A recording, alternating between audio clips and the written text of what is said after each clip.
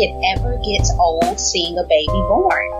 That moment after all the work, whether it was physical work, mental work, or spiritual work, it's work no matter how you decide to birth. And just seeing that moment of the baby being born and the joy from parents. I cry majority at all my births. I'm the cry dude. Because it's beautiful. Hola, hello, bienvenido, and welcome to the Clearbirth Podcast. For those of you who are returning listeners, thanks for being here. And for my new listeners, I'm your host, Annette Perel. Today we are going to be speaking with Shala Konomi. Shala is the creator of Saje and Luna, which is a holistic practice that holds space for people who are interested in finding healing within themselves and connecting to a deeper mission that unlocks their personal power. Through yoga, tarot reading, and birth work, Shala helps create awareness, cultivates trust, affirmation, and support through their healing journey. Welcome, Shala. Hey, how are you? Good. Thank you so much for joining us this morning.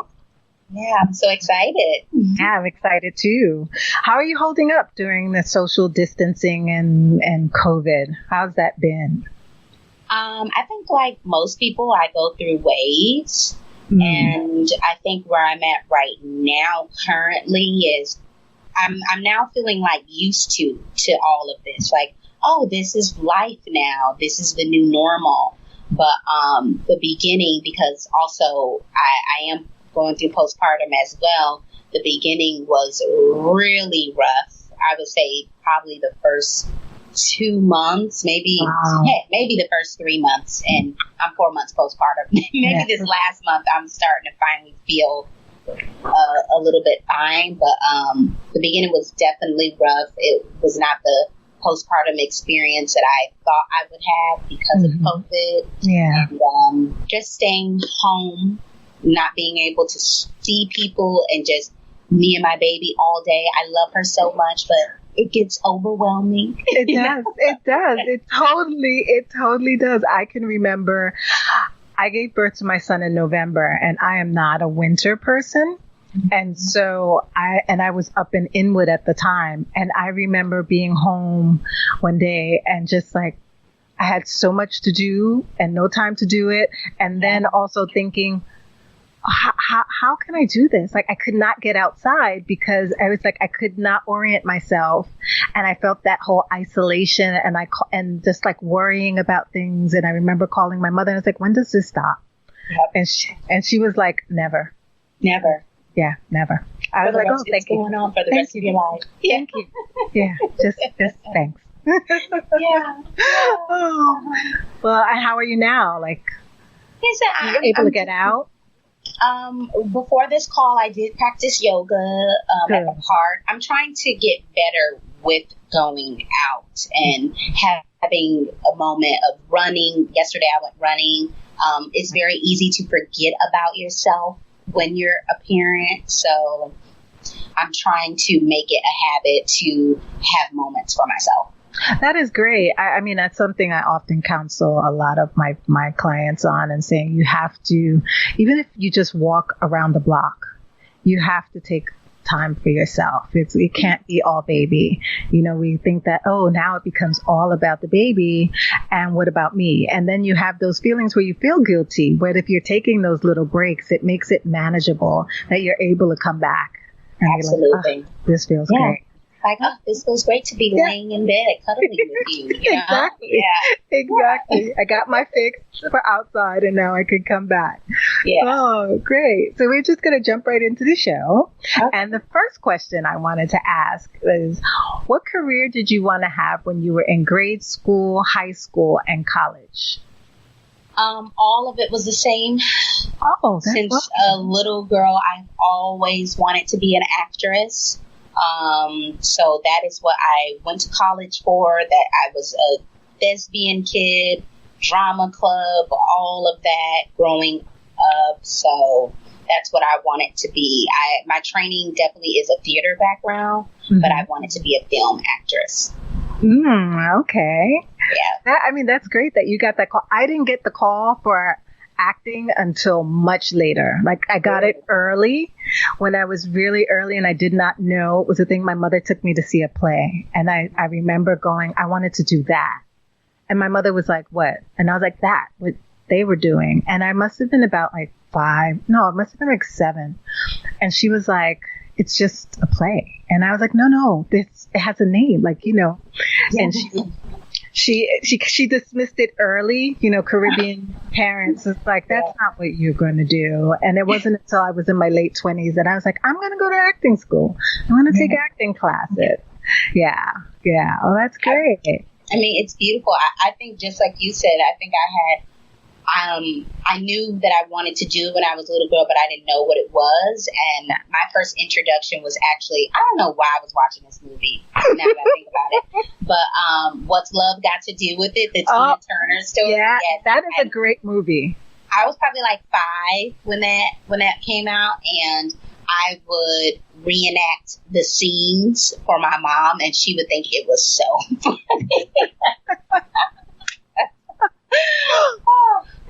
I mean, but that if you're gonna get a bug, Angela Bassett is the one definitely is the right bug. Exactly, to inspire you, because she was phenomenal in that movie. Phenomenal. Amazing. Yeah. Oh, okay. So is that what you did before you got into, I mean, you're multifaceted, right? So it's you're not just a doula, you're a yoga instructor, you also read tarots, you're a healer, all of those things. How did you get into that? How did that work around your acting? So I think I went through this transition period, I want to say maybe around 2014. I moved here to New York to pursue acting. I moved here with $500 and I was waitressing. I got fired from that waitressing job and it was really hard for me to get work. Mm-hmm. Like, I was like, oh my God, I'm going to have to move back home. I'm going to have to move back to Miami. And during that time where I had a lot of alone time, a lot of time to myself, I started practicing yoga all the time in my room. I couldn't afford a class. I was just practicing on my own in my little bedroom in Crown Heights. And I started feeling like spiritually light, you know, like you feel heavy from everything that's happened to you.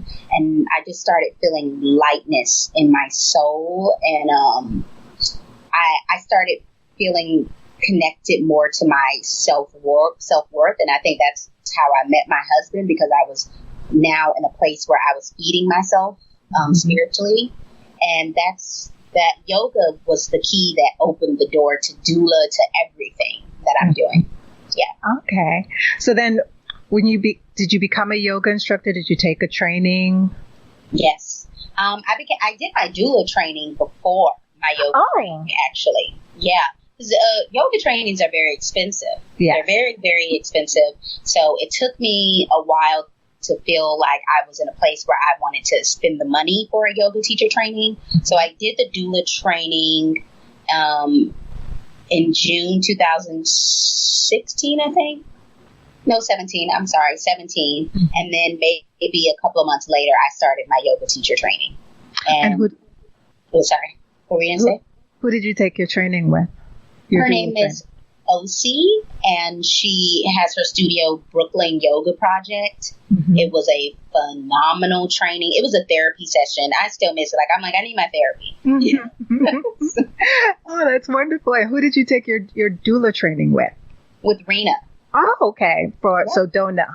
Mm-hmm. With DONA and Rena. Yeah. Mm-hmm. That's how I did it. And how did you find that experience of, I mean, it's different for everyone taking their training. So what was surprising to you about it? What was exciting? It was all so exciting, and really learning the history of women birthing and all the terrible things that have happened to women and women of color during the birthing process. I was privy to that information, but we really got into it in the training, really learning about the difference that good quality care can make in your whole experience That's why I became a doula, thinking about my mom birth that she had with me. So yeah, it was great. What about your story? You just mentioned your mother's birth. What about that? What thoughts around that? What did she tell you about that story that made you think more about it? So when I think about it now, my mom has always been extremely vocal about her birth story.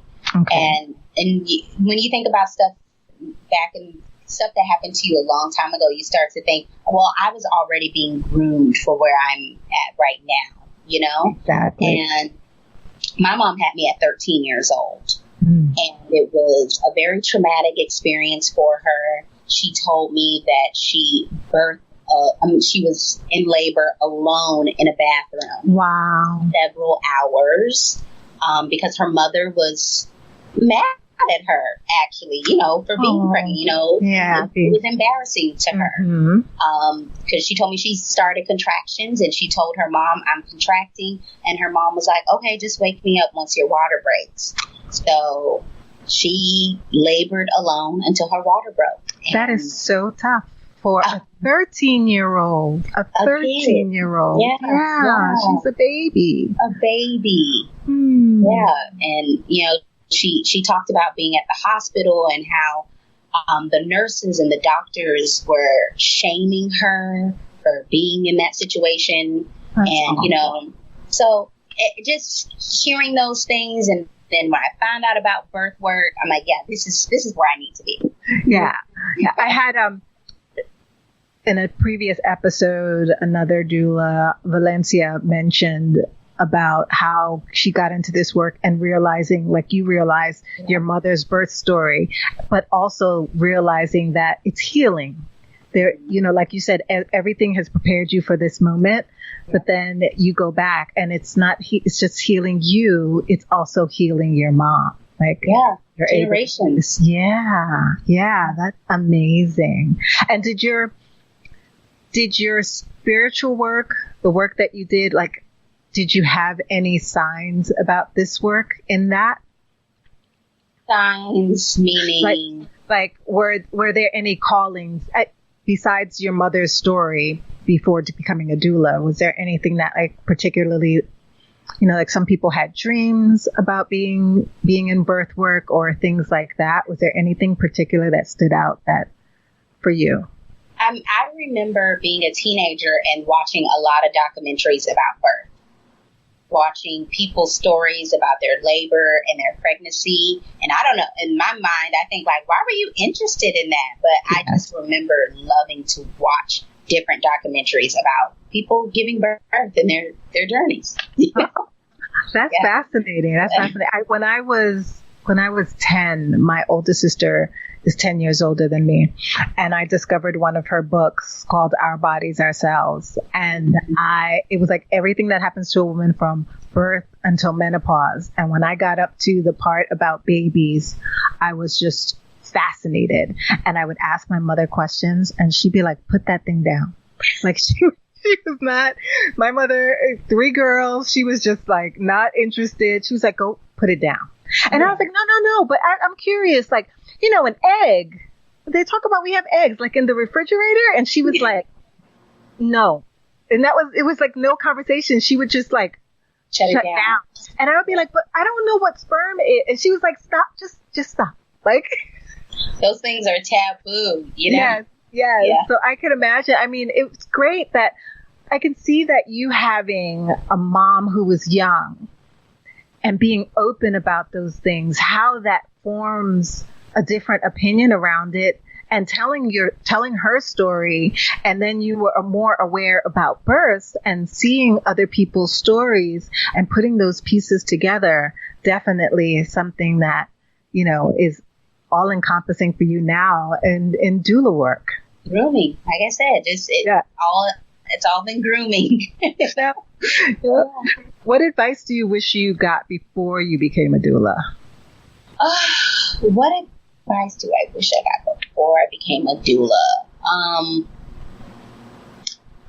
I would say about self-care. I think it's very, very easy to experience burnout. Definitely. Being a doula, because it's passion work, you know, and you want to give so much of yourself, and I think it's so easy to stretch yourself thin in this work. Yeah. And you have to learn self-care and boundaries as well. I didn't know that in the beginning. Oh, I would just be like, take everything from me. And as I become a seasoned doula, now I'm like, oh, wait, we can't take everything from me. This is what I'm willing to give, and I'm not willing to give this, you know? That's so great. It took me such a long time to learn that lesson as well. And, you know, when I first started, I didn't have a mentor or mentoring or even like learning that. I was just like, let's just do the work. And my doula partner and I would like process together. And then it was like time to go to the next birth. So that's great that you got that so early in your practice to be able to say, no, I need time for myself, because it is true. We show up with our whole selves to birth. We leave all of our worries and everything at the door, and we are here, we're present, we're open, and we're full. And it's just it can be so draining afterwards. And then sometimes if you're overbooked, you get called right after that birth to go to another birth. So there's no time for really like rest and care. Oh, that's wonderful. And release. You're just taking on everything from everyone. Totally. I mean, I remember at one point in my training, I took my trainer with Deborah Pascala-Bonaro, and she now does orgasmic birth training. She's also doing doula trainings.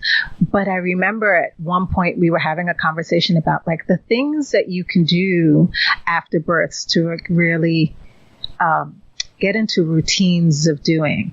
But it wasn't more so for self-care. It was just like, you know, have a routine to unwind. Yeah. What do you do after a birth to kind of unwind for self-care? You know, I tell people this all the time, something that I do, and they're like, what? So this might be crazy, but I like to make love after birth. That's not crazy. That is one of the things that she said. She said, make love or masturbate. Like, that is a huge energy. You're on a high, and there's what's going to bring you down. Yep. Is that because we're all in that oxytocin glow and just like, yes. And then you get home and you're stuck in that glow for hours. So that's a wonderful self-care. Yeah.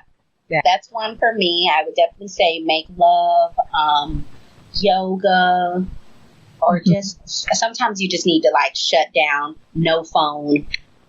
You just need to like be within yourself. And I'm my mother's only child, so I really know how to just like shut down and go into my own cocoon. Yeah, yeah. You know? I'm the youngest of three, but my sisters were so much older than me that it was like I was alone a lot. My older sister is 10 years older than me, like I mentioned, and my middle sister is 6 years older than me. Yeah. So it was like I was always like tagging along. Yeah. So being by myself is something like this quarantine has been great to an extent. I'm like, I do this all the time. Like I like to be home and by myself. Well, my son's not here currently, but when he's here, I'm just like, it's just us and we have our own routine. So that's great. Yeah, nice. That is great. What do you love about being a doula? Ooh, I don't think it ever gets old seeing a baby born. Like it's not that moment after all the work, whether it was physical work, mental work, or spiritual work, it's work no matter how you decide to birth. And just seeing that moment of the baby being born and the joy from parents. I cry majority at all my births. I'm the cry doula. And like I've seen so many babies born, and I'm just like, because it's beautiful. It is beautiful. It's like snowflakes. No two are alike. Yeah. I often say the same thing. It's always amazing. And watching them become parents for me is another one, because you see that moment where it switches. Like in labor, you can see it coming and then it switches. It's so fascinating. I enjoy that. Yeah. And then you also see that moment of like terror where like, oh, we have tears. This is hours. Yeah. Oh shit. Yeah. And that's when the real fun begins. I'm always like, welcome to parenthood. Like, this is it. Exactly. What do you find is your biggest challenge in doula work? Biggest challenge in doula work. I would say it's being at births for a really long time. That is the challenge. And, I have not been to a birth since I've given birth. But now I do have a birth coming up in August. Okay. And I'm already trying to mentally prepare myself. It's her first baby. So we know that this could be anywhere between 12, 24 hours. And, I have not been alone, away from my baby that long. I've only probably been away from my baby an hour, trying to navigate breastfeeding. So, I would say that's the biggest challenge, parenthood, and how time consuming a birth can be, Yeah. So what have you planned out so far? What are you thinking about how you're going to manage that time, like structure it? I don't know. Well, I was a doula for 4 years before I gave birth to my son, and my doula partner had given birth the year before. Well, not this year before, January, and I gave birth in November. And when she started going back to births, since we were in a true partnership, or we would do prenatal meetings, I would often hold the baby while she spoke, and then we would pass that back and forth and entertain. And then I know several times during several of her births, her husband or her husband would bring the baby to the hospital. Oh, so yeah. So she could nurse, like she would take time, she would pump, but then she also had those moments in the births where there was lulls, and that also helped. So, that might be, I'm not sure now. With COVID. Yeah. Depending, you might not. But then also it's good to think about just like pumping during that time as well. It would be good to kind of ask the nurse staff if there's a room you could go to so you don't have to be in that room. If that's the case. Yeah. But hopefully. If I have to do You have to. Yeah. That's true. If you do have to do it, you have to do it. But just thinking about ways that you can get your milk stored for you, things like that. I've heard of other doulas who had to pump, and sometimes the nurse staff let them into the lounge to do it so they can, not be sitting on the toilet or the back of the tub, Not the cutest place to pump. Not the cutest place. But I mean, listen, women, we do what we have to do when we have to do it, right? So it'll get done. It will. Just definitely thinking about those times. And also speaking with your clients. I mean, they're so understanding of knowing, like, it's been 3 hours. I need to pump. I'll be back. Just being able to do that. Oh, that's exciting and also terrifying, I would imagine. It is. Yeah. My first back, my son was almost about the same age, 6 months old or so.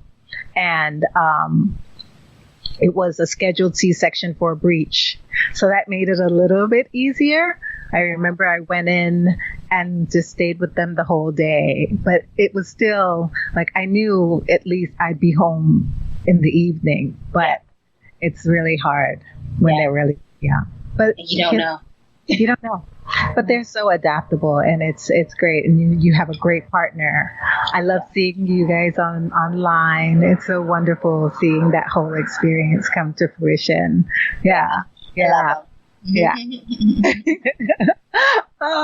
And also, so now you're a doula, but now you're going to be starting a mentoring program. Tell us about that. The name, and give us the information. It's the Digging Deep Doula Mentorship with, thank you. Say that again? I like that name. Thank you. Yeah, I'm doing it with Anna Chicho, who she was actually my mentor. That's how her and I connected and bonded and built our friendship together. She was also my birth doula at my birth. And it's something that her and I have been talking about maybe a little bit less than a year. We just talking about it. And finally, we really felt inspired to do it. We're like, let's just do it. Let's stop talking about it and do it. We want to be able to help doulas, whether they're newer doulas who really need some guidance, because a lot of the trainings teach you a lot about birth work and, the practice. But I definitely left my training. I was like, oh, what's next? It doesn't teach you a lot about building your business, about interviewing, how to hold these prenatal meetings. Yeah. And even just, I think it's really important to meet other doulas. For me, after my training, I did not know another doula at all. My group, we did not stay connected. So that's what this mentorship is also about, building community. Someone that you can, like you said, process births about, just have a family. We need that. It's so important. Yeah. So we're really excited about it. So what does it entail? Because I know you told me a little bit about it, like the structure of it. It's a 6-month program, I think you said. 6 months program. So, and it's going to entail business, like we talked about self-care, because that's something that I feel is very important. Self-care and boundaries. We're breaking down how to do your prenatal visits, how to connect with your clients, comfort measures. We'll be talking about things like that, and also helping them through their births, so they can call on us to process things, or if they need advice while they're at birth. We'll also be talking about virtual support, because that is a reality right now, so that's really important that we talk about that and we discuss that, and also how to support women of color, especially Black women during this work. Yeah. What do you find would be like the most important, like the 3 most important tips to tell someone about supporting women of color in the hospital now? I mean, pre-COVID, we had a lot of issues, and now those issues are exacerbated because of COVID.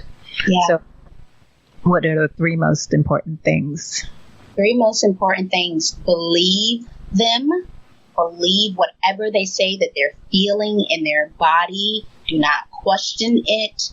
Believe them. That's 1. Validate their feelings, 2. Yes. Any and everything that they're feeling. And especially if you are a white doula, use your privilege to protect them. Yes. I find that's really great advice. It is true that women need validation of what they're feeling in labor, and they're not getting it a lot of times. And we know, the nurse, she has 3 or 4 other patients, and it might be a situation where they're like, you were just 3 centimeters. There's no way you're feeling pressure. Yeah.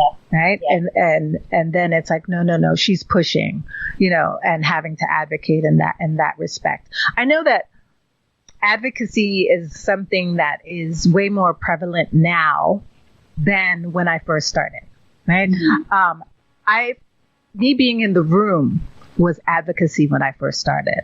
Yeah. Bearing witness and holding space. And it has changed in years. And now, so advocacy, what does advocacy mean for you in birth? So I do hold the traditional doula as in I do not make decisions for my clients or speak to the doctors about decisions that they want to make. I think advocacy is empowerment, and it's giving the power to your families that you're working with.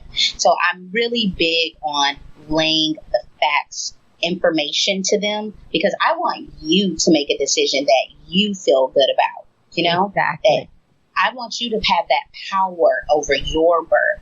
Exactly. If your care provider's like, I want to do Pitocin, and then I'm telling you different options, things like I have that happen. For instance, they wanted to push Pitocin for a family I was working with, and I told them about nipple stimulation. She did nipple stimulation an hour after she had her baby. Like I want to give you different options so you can feel that power of making choices over your own body.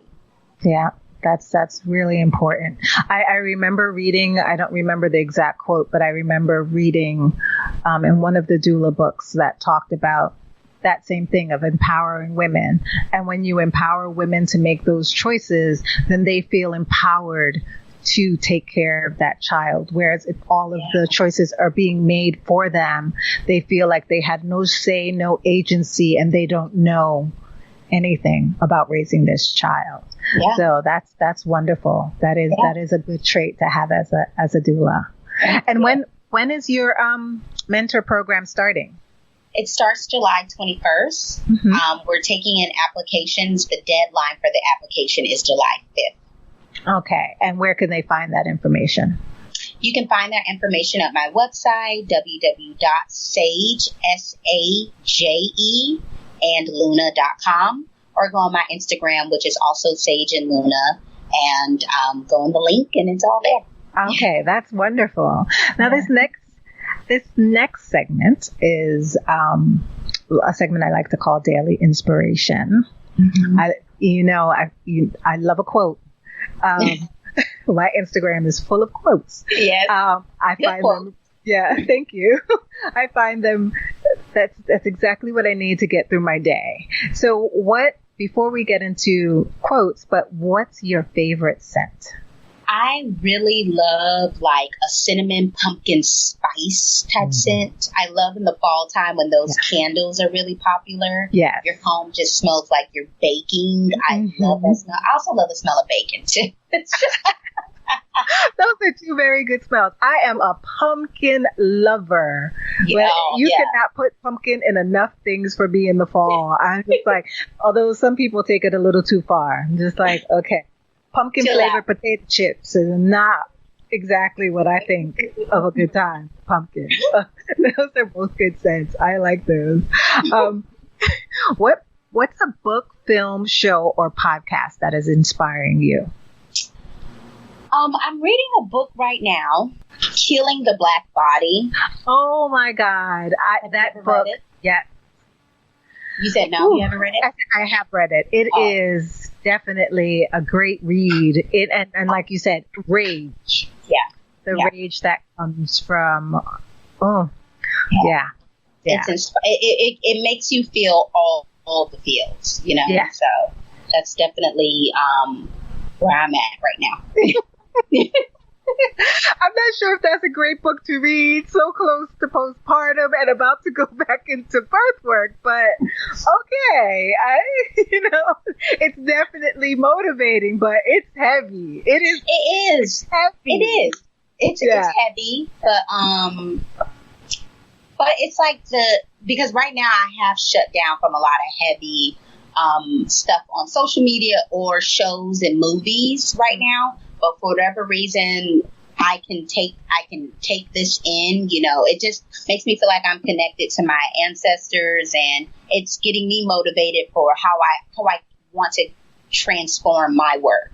Definitely. Yeah, that's great. I hadn't seen like not Shawshank Redemption. What was it? The piano and Schindler's List. And I don't know why postpartum, I was like, I'm up at 2 a.m.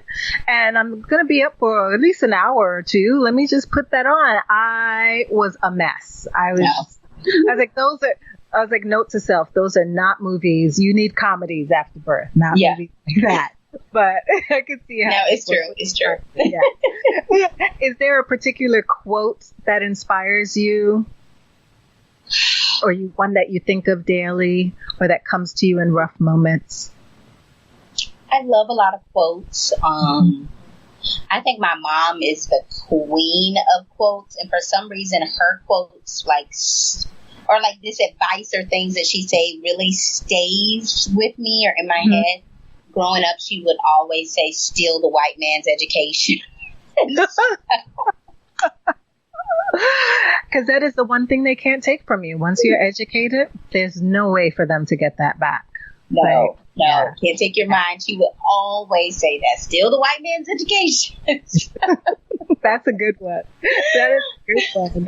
Oh, thank you for sharing that. Now, this next segment is about birth stories. And you mentioned a little bit earlier about your stories. I also love how you've been very candid prior to giving birth. You had a miscarriage and you had a rainbow baby. If you would share your story with us, I'd love to hear it. Sure. You want to hear the miscarriage story? You could that leads into, the way you... So ever since I met my husband, I was like, I want to reproduce with you, but we were like, we're not ready. And, this past December, one day we were like, let's try and make a baby. And it was nothing that we were like seriously, like really calculating about how we were going to do this. I wasn't even checking if I was ovulating, nothing like that. We just decided to make love, and we were like, let's see if we can make a baby. And I got pregnant right then and there. I was pregnant, and we were so excited. We didn't think it was going to happen that fast, but we were like, yay, yeah, super excited. Sure. And, the crazy thing is, as a birth worker, I have worked with lots of people who have experienced loss. But even though I'm aware how common it is, nothing could have ever prepared me for my miscarriage. Nothing. When I was pregnant, I never even had in my mind that was a possibility, Yeah. So when it happened, I remember on a Friday. Oh, well, to kind of go back, I was having dreams. I'm a very intuitive person, and I had a dream one day that I got an ultrasound, and I looked at the image of the baby. And even though ultrasounds, babies always look crazy. Yes. But I remember this baby looked disfigured, like it looked disformed, like when I looked at the ultrasound. And I remember in my dream, I was like horrified, like, oh, what is this inside of me? I remember that. And then following maybe Friday, that dream probably happened earlier in the week. Then that Friday, I was teaching yoga, and I took a pregnancy test. I said, I don't feel pregnant anymore. I wasn't even experiencing symptoms. I was 8 weeks. I had not been experiencing symptoms, but I just woke up one day and I was like, I don't feel pregnant anymore. Took a pregnancy test. Obviously it still says it's positive at that point. I want to say Saturday I started spotting, and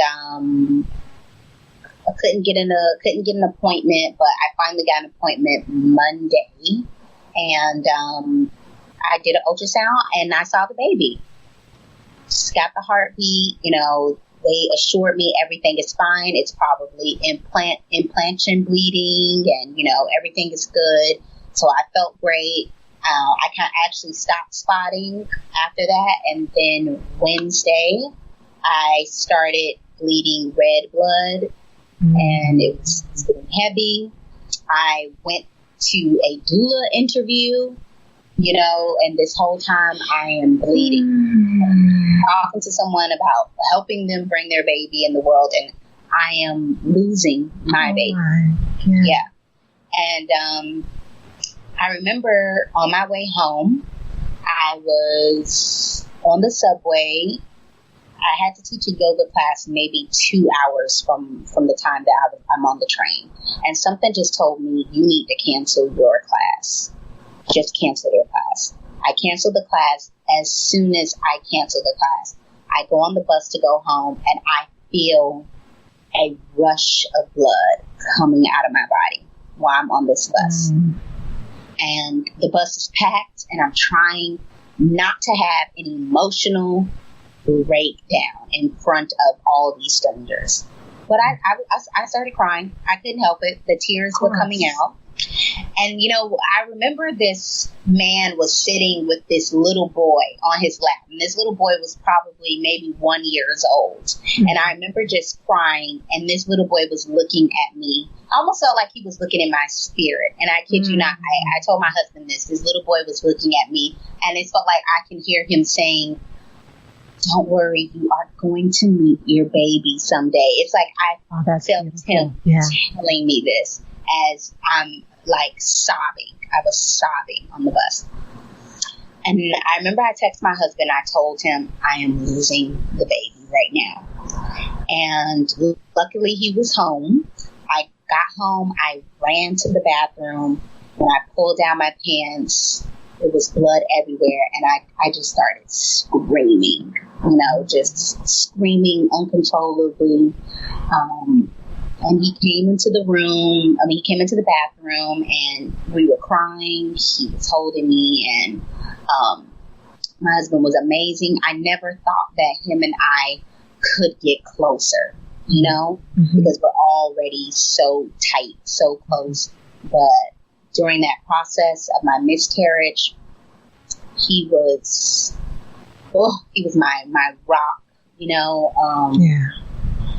just like, I just wouldn't stop crying for days. I would wake up and my eyes were open. There were tears already coming out, Mm-hmm. I've never grieved. I've never had lost someone, or, and it's weird to lose a pregnancy because you haven't met this person yet, Yes. So it's weird to kind of grieve someone that you don't essentially know, but you felt like you knew that person's in your soul and your spirit, So I went, got an ultrasound. They confirmed it. And I do remember the care provider. She was really nice, and she told me, don't let anyone tell you that your loss does not matter. A loss is a loss, no matter where you are in your pregnancy. And I needed to hear that from her, and she doesn't know that I kept that going on in my head.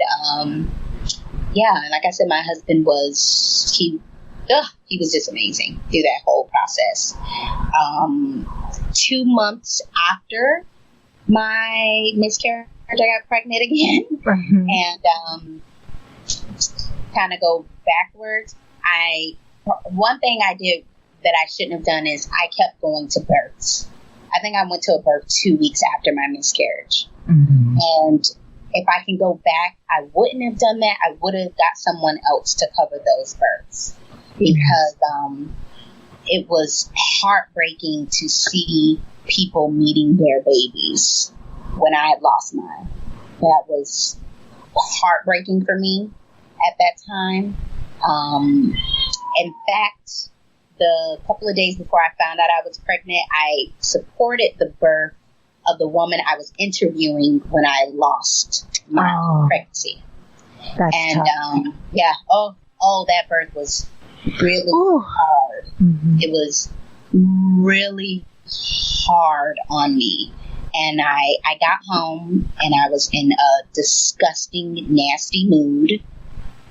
And my husband and I got into a argument, and it was me. He just said something silly, and I flipped. It was the worst argument we've ever had.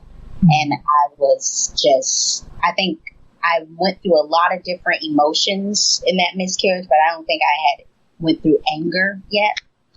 And I just let out. I didn't even know I could be so angry.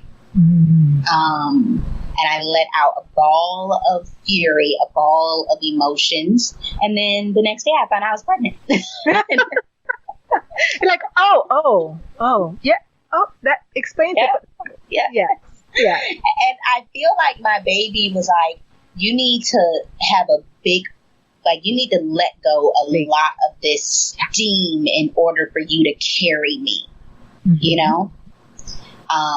and so I let it out, and just that I still mourn from my miscarriage. I don't know if that will ever go away.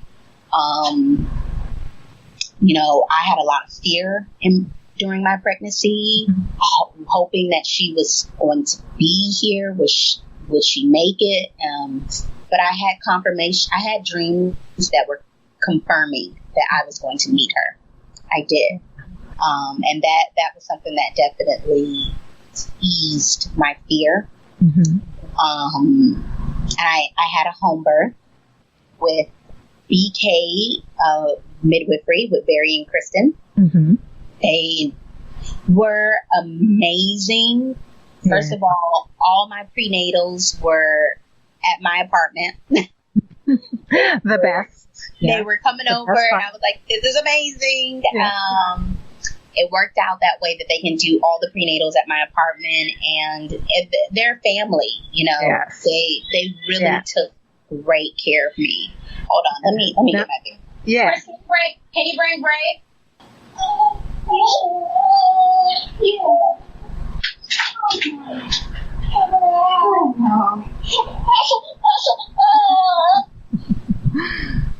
Oh no. You said we're talking about you because you want to be in this. Say hi. Hi, Ray. See ya. Beautiful.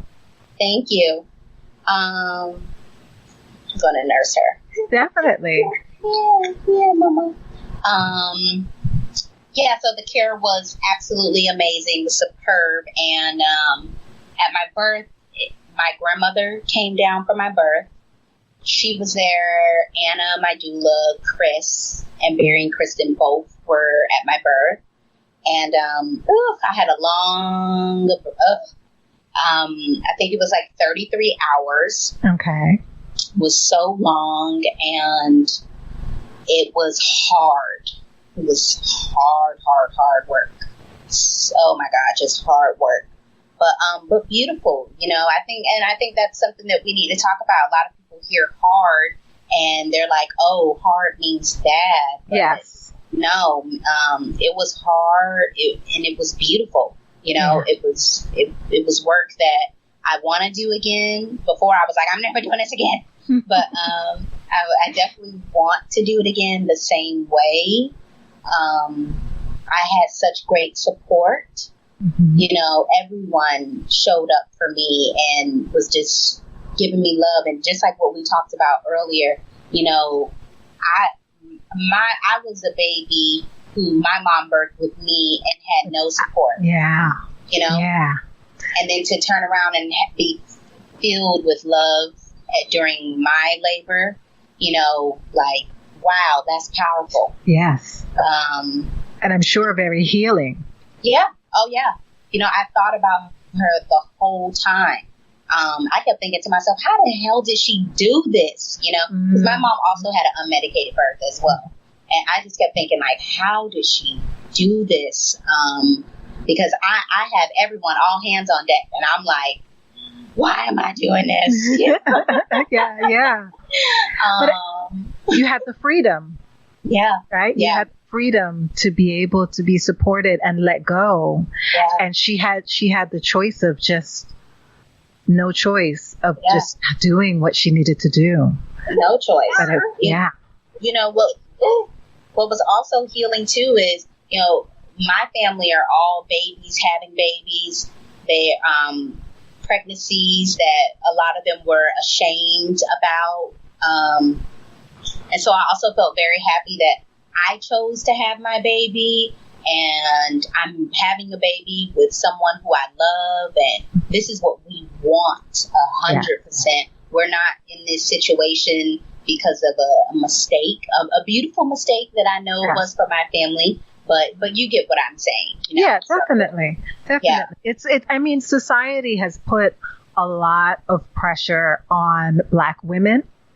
To say that if you are not X and they hold you to a standard of having a husband, and then you are, what was it, Bush, who perpetrated the welfare queen, right? There was no such thing as a welfare queen, but he perpetrated that. So we've had that. And it's, even though we live in this world and we experience it and we can keep some of it out, when you get pregnant and you're about to have your own child, all of those experiences all of those things wash over you, and it's really hard to fight against it. I know, because at one point I was a single mom, and I remember one point having that conversation and saying that, it's like, I'm fine, but society is really messed up. They would have me believe that I am less than because I'm choosing to do something that they don't consider normal. And it was totally normal. Like, I wasn't the first single mom, but it's really a lot of pressure, and that pressure, and then to give birth at home, which is also something that is against the norm. It's also something I did as well. Everyone is like, what is wrong with you? You're just pushing too many boundaries here. But that's how my grandmother has been to, I want to say she's been to 4 births. Oh, that's beautiful. Past 3 were all hospital births. I was the first home birth, and my grandmother was very nervous for this home birth. And then afterwards, she was like, "This is the way how this should be done." Yeah. Like, she was like, "I am a believer. Yeah, this is the way." That's beautiful, because then she got to see. I think there's this. Well, we see it in birth, right? We see when people are telling all kinds of horror stories to pregnant women, right? Yeah. That I often tell my clients, don't listen to horror stories. It's just, as a doula, I love them because I'm like, nope, that's not what happened. This happened. This, like, we can pick and choose in a way that makes sense to hear those stories. But when you're pregnant, you just don't know what's going to be imprinted on a person by telling them a negative story. And I really, and I also realize that a lot of people are processing, right? Because before COVID, now, thank goodness, there's a lot of talk now about your mental health and mental stability. But before that, people didn't realize that they were experiencing birth trauma and that they needed to process that trauma of that story with a professional, not with your best friend or not with some stranger you met on the street to tell her your story. That, but it's beautiful that your grandmother now got to see, right? Because there's all this mystery around home birth.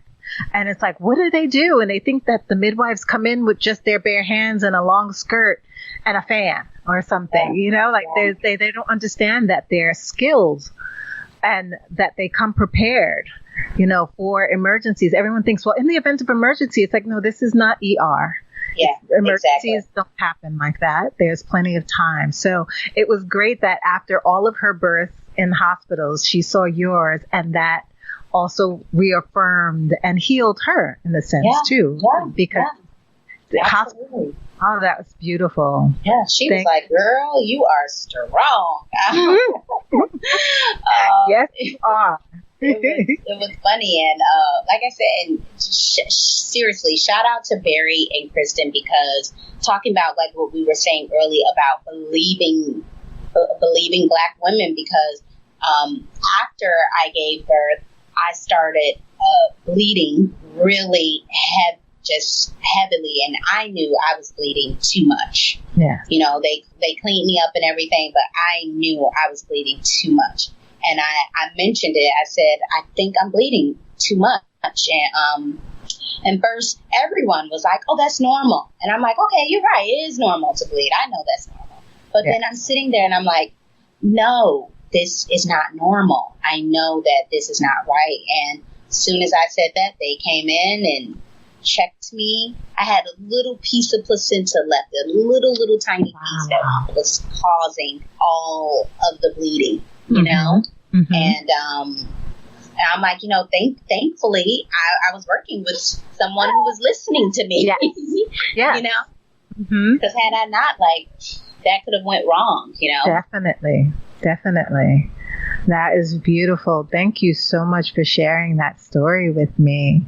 You mentioned it earlier, but where can people find you? Let's mention it again so that way they have it. Sure. You can find me at Saje and Luna.